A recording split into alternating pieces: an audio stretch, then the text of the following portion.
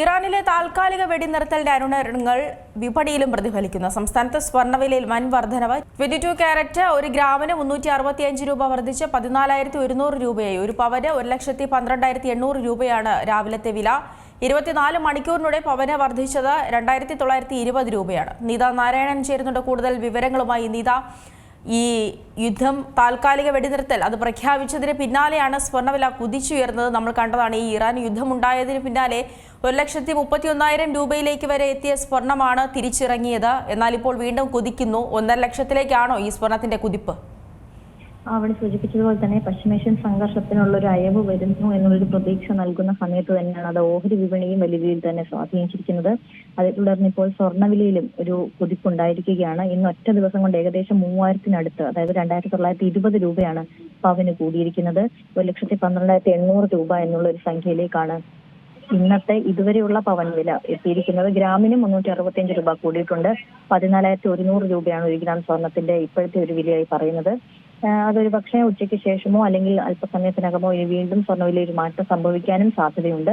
അതിന് ആ ഒരു സമയത്ത് സ്വർണ്ണവില കൂടാനോ അല്ലെങ്കിൽ ഇനിയും കുറയുമോ എന്നുള്ളൊരു സാധ്യതയും നിലവിലുണ്ട്. എന്തായാലും ഇപ്പോഴത്തെ ഒരു കണക്കനുസരിച്ച് ഈ പശ്ചിമേഷ്യൻ സംഘർഷമൊക്കെ തീരുന്നു, ഒരു യുദ്ധ സാഹചര്യം അവസാനിക്കുന്നു എന്നുള്ളൊരു ഒരു നിലപാടിലേക്കൊക്കെ ട്രംപ് എത്തിയതിന് പിന്നാലെയാണ് ഇപ്പോൾ സ്വർണ്ണവിലയിൽ ഇങ്ങനെ ഒരു കുതിച്ചുചാട്ടം വന്നിരിക്കുന്നത്.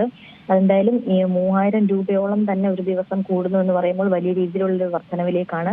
പക്ഷെ നേരത്തെ ആവണി സൂചിപ്പിച്ചത് 1,31,000 എന്നുള്ളൊരു കണക്ക്, അതായിരുന്നു ഇതുവരെയുള്ള ഒരു റെക്കോർഡ് തുക.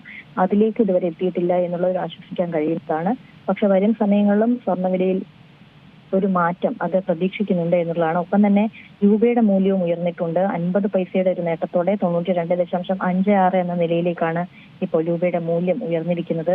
ഈ ഓഹരി വിപണി മൊത്തത്തിൽ തന്നെ ഇക്കാര്യങ്ങളെല്ലാം ഈ പശ്ചിമേഷ്യൻ സംഘർഷമൊക്കെ വലിയ രീതിയിൽ സ്വാധീനിച്ചിട്ടുണ്ട് എന്നുള്ളതും ഏറ്റവും എടുത്തു പറയേണ്ട ഒരു കാര്യം തന്നെയാണ്.